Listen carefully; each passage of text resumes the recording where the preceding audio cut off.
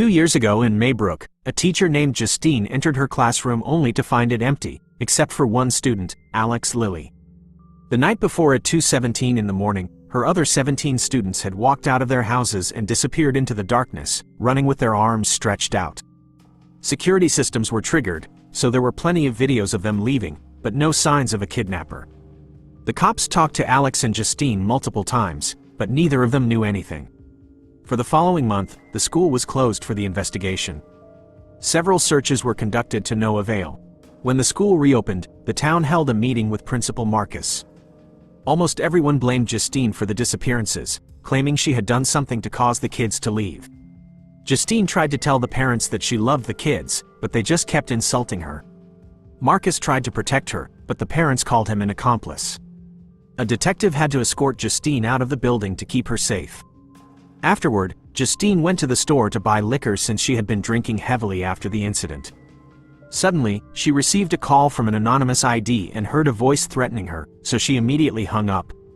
When Justine left, a junkie named James asked her for change, but she ignored him. Later at home, Justine heard the doorbell ring, but was afraid to answer. She checked the peephole but saw nobody. Then, somebody knocked on the door, so Justine finally went outside only to find the word, "witch," painted on her car. The next morning, Justine tried to wash the graffiti off to no avail, so she had to drive to school with her car like that. Marcus put her on a leave of absence and advised her to do something about her mental health. Alex had already been moved to another class and was doing well.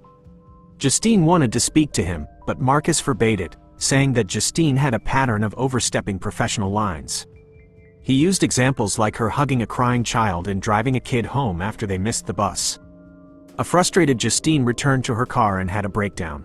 Afterward, Justine filed a report at the police station for the vandalism and the threatening phone calls. Her ex-boyfriend Paul passed by and they shared an awkward moment. That night, Justine and Paul met at a bar, and Paul expressed concern for Justine's situation, but she assured him she could take care of herself. Paul also shared that he and his wife were no longer together. They ended up going to Justine's home and getting intimate. The next morning, Justine drove Paul home and told him that the cops weren't working hard enough on the case. Later, Justine stopped at the school and waited for the bus to take the kids home. When Alex was dropped off, she followed him to his house. Justine rang the bell and knocked on the door, but nobody answered. All the windows were covered with newspapers, so a worried Justine opened the fence to go to the backyard. One of the windows had a little space between the newspapers that let her look inside, and she was startled when she saw two people. She stepped back and tripped on some objects, but the noise didn't get anyone's attention. Justine looked inside again and discovered that Alex's parents were sitting on the couch, very still. Justine called Marcus to tell him about this, and Marcus scolded her for stalking Alex. At the grocery store, Justine was suddenly attacked by Paul's wife, Donna, who knew that Justine was with Paul last night. Justine tried to explain that Paul said he was single, but Donna called her a liar as she emptied a bottle of alcohol on her. A clerk had to drag Donna away. That night, Justine dreamed about being back in school. When she entered her classroom, all the kids had their faces on their desks. Suddenly, Alex looked up and revealed he was wearing clown makeup. As he smiled creepily, Justine woke up. There was a strange noise in the house, but when she looked out, she didn't see anything, so she lay down again only to scream when she saw a creepy red-headed woman on the ceiling. In just a second, the woman disappeared. The next day, Justine waited for Alex to come home from school. She asked him if he was okay, and he said he was before walking off. When Justine tried to follow him, Alex yelled at her and ran to his house. Justine then kept ringing the bell and knocking on the door, but nobody answered. Afterward, she spent her day in her car waiting for someone to come out and ended up falling asleep. In the evening, someone finally left the house and got in the car to cut a lock of Justine's hair. Meanwhile, Archer had been suffering from deep depression since his son disappeared and kept watching the footage from the security cameras. At work, he was very distracted and kept making basic mistakes. He often went to the police station to ask for updates, and Captain Locke had to explain that there were no new leads. Archer thought Justine knew something, and Locke pointed out there was no reason to believe she was involved at all. During the school meeting, Archer was one of the parents who first insulted Justine, and he was the one who vandalized her car. The depression was so bad that Archer started sleeping in his son's bedroom. One night, he was startled awake, and when he left the bed he saw himself sleeping, which meant this was a dream. He heard a noise and followed it to find the front door opening on its own. Archer rushed outside and saw his son running away, so he tried to follow him. But after walking through the bushes, he found himself back at home. As the kid went inside, a huge weapon appeared above the house with the number 217. Archer returned to the bedroom and cried when he found his son sleeping in the bed, as he apologized for not being a more affectionate father. The kid's face changed into the creepy red-haired woman, and Archer woke up. In the morning, Archer noticed the tower in the woods and got an idea. He took a map and drew a line that linked his home with the direction Alex ran to. Then, he visited other houses with missing kids and asked to see their footage. The first parent said no, but the next one agreed. Archer took note of the direction the child took and marked it on the map with another line. He thought the spot where the lines meet was the answer. On his way to that spot, Archer saw Justine at the gas station and stopped to yell at her. At that moment, Justine noticed Marcus running with blood on his face and his arms out like the kids. He suddenly tackled her to the ground and tried to choke her, so Archer tried to pull him away, but Marcus knocked him down. This gave Justine an opening to run and hide in the store. Marcus tried to follow her, so Archer kicked him, only for Marcus to tackle him and try to choke him, too. Going back a few days, Paul was on patrol and saw James suspiciously sneaking around, so he followed him. He found him trying to break into a house and called him out, causing James to run away. A chase ensued, and at first Paul followed James in his car, but eventually there was no room for the vehicle and he had to continue on foot. Paul tackled James to the ground and handcuffed him while James explained he was breaking into his own place because he lost his keys. When Paul searched James's pockets, he accidentally pricked his finger on a used needle, so he furiously punched James in revenge. He rushed to the car to get the first aid kit and realized that his dash cam recorded everything. A desperate Paul then freed James, telling him that they were even now, but also asking him to leave town. Later at the station, Locke told Paul that things would be fine as long as James didn't report the incident. That night, Paul went on his date with Justine. When he got home in the morning, he discovered Donna came earlier than expected, and his awkward behavior helped her quickly guess what he did. Later at work, Paul saw James outside the station, so he yelled at him. James immediately ran away, and Paul followed him in his car after disconnecting the dash cam. Going back in time again, it's shown how James was a junkie living in a tent in the woods. When he was out of substances, he went to town to look for unlocked cars and steal any objects he found inside. Then he sold whatever he found for a few bucks. When Paul saw him, James was trying to break into the house to steal, just like the cop thought. Later, James noticed that the Lillys' house had its windows covered and the wind blew off their mail because nobody picked it up, so he assumed the place was empty. He climbed the wall to reach a window and crawled into a room filled with furniture. In the living room, James was startled to find Alex's parents sitting on the couch with scars on their faces. Neither of them moved, even when James got too close, so he just kept stealing things. There was a noise upstairs that James chose to ignore. After taking everything he could, James got ready to leave, only to hear a voice coming from the basement. He went inside and was shocked to find all the missing children standing still. They turned around at the same time, and a terrified James quickly ran back. After he moved some furniture to block the door, Alex's parents stood up and came after him. So, James started running again and left the house. While selling the stolen goods at the pawn shop, James saw on a poster that there was a big reward for any information on the missing children.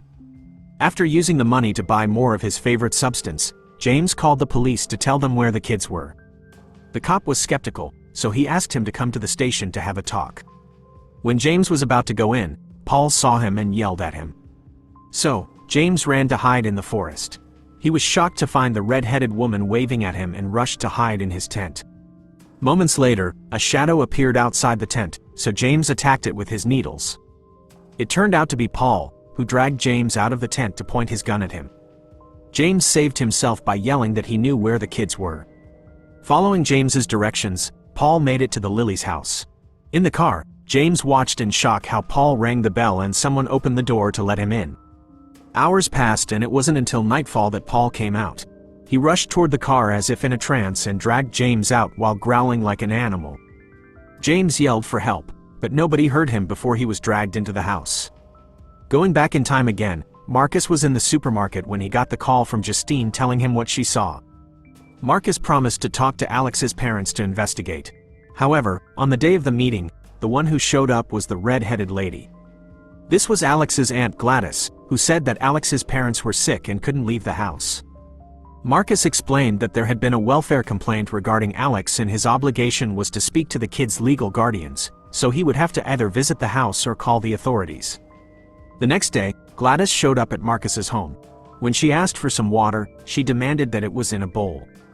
Gladys wanted to know if Marcus had contacted the authorities, and after he said no, she took out a ribbon she stole from his office and wrapped it around a funny-looking branch, which she covered with her own blood.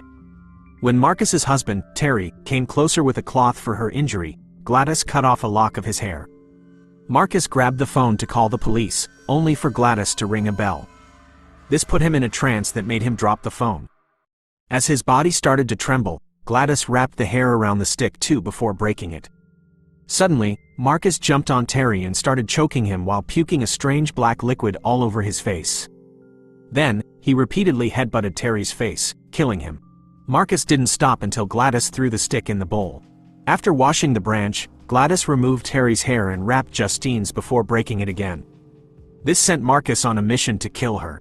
At the gas station, the fight happened. After bringing Archer down, Marcus rushed into the store to chase after Justine. She tried to hide in the employee's room, but it was locked, so Marcus cornered her. At that moment, Archer tackled Marcus against the fridge, and Justine used the chance to run back to her car. Marcus followed her and broke a window before she managed to take off, only for him to run after the car. Soon, Archer came out too, and joined the chase. He was driving down the street, but had to stop when he saw Marcus getting run over by another vehicle. The other driver screamed when she saw Marcus's head splattered all over the road.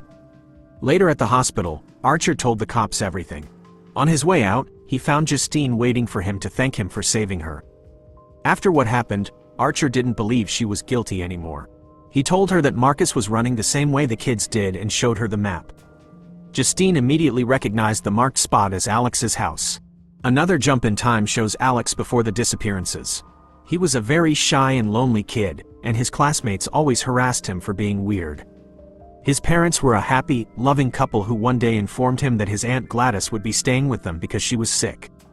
Gladys arrived in the middle of the night. In the morning, Alex peeked into Gladys's room and saw a red wig and a small tree with funny-looking branches. In the bed, Gladys was looking back at him, so Alex quickly closed the door. After school, Alex waited to be picked up, but nobody showed up, so he had to walk home.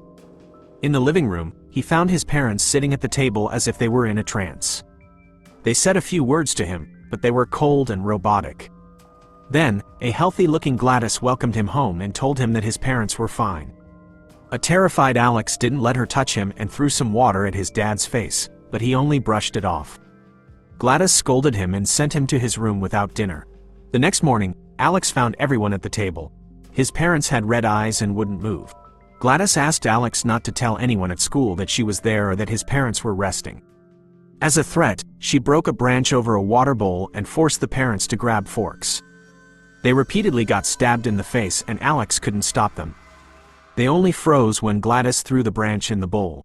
She reminded Alex not to say anything, threatening to do worse things if he did. The next day, Alex discovered that Gladys threw all her furniture in the parents' room, and now she sat on the floor doing her rituals. Alex had to heat some soup and feed his parents. For the next few days, Alex repeated the same process. He went to school, got groceries afterward, and fed his family. One night, Alex heard Gladys call him, and he went to her room to find her in a very weak state, puking into a pot. She explained she was very sick and his parents were making her better, but that wasn't working anymore. To help her, she needed Alex to bring her an object from each of his classmates. The following morning, while all the kids were in gym class, Alex sneaked into the classroom and took the name tags from the students' personal bins. Justine soon found him, so Alex pretended he just forgot something. A worried Justine pointed out he had been quieter than usual lately and offered a friendly ear, but Alex swore he was fine. Later at home, Alex dropped the name tags at Gladys's door. In the middle of the night, he woke up when he heard a noise. He went downstairs and found Gladys breaking the tags into a bowl. She spat in it and threw a match before ringing a bell. At that moment, all of Alex's classmates ran out of their homes and entered Alex's house. When the investigation began, Gladys put makeup on Alex's dad's face.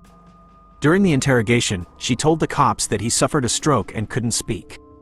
So, she was taking care of the family. Knowing that the cops would search the house, Gladys made Alex clean it up and remove the newspaper from the windows. Then, she cut the kids' hair for a spell to make them hide in the forest for a while. Afterward, Alex had to feed the kids along with his parents.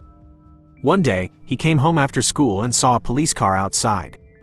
When he entered the house, he found Paul and James standing in the middle room. He ran upstairs to hide and was blocked by Gladys, who announced they were leaving town next day. She also told him not to step over the salt line by her door, which was being guarded by his parents. Moments later, Justine and Archer parked outside the house. They saw the door opening and Paul coming out. He waved at them before going back inside. The duo decided to follow him, which was seen by Alex at the window. In the living room, Paul made another gesture and Justine came closer, accidentally stepping on a salt line. Suddenly, James tackled Archer, who started beating him up, but it didn't cause any pain. Paul came after Justine, chasing her to the kitchen, where she threw a pan at his face. The man was unbothered and jumped over the table to grab Justine. She reached for a peeler and cut the skin of his face, which didn't hurt him either, so he just kept choking her. Upstairs, Alex ignored all the screaming and crossed the salt line, causing his parents to unfreeze and run after him. Alex ran to his room and locked the door so his parents started punching through the wood. When they broke in, Alex rushed to the bathroom through the shared door. Then he took the exit back to the quarter. Next, he ran and hid inside Gladys's bedroom. He could hear his parents breaking down this door, too. So, he quickly grabbed a branch from the tree and hid in the private bathroom. Alex took some of his blood and smeared it on the branch. Meanwhile, Archer kept kicking and punching James, who continued to recover and come after him.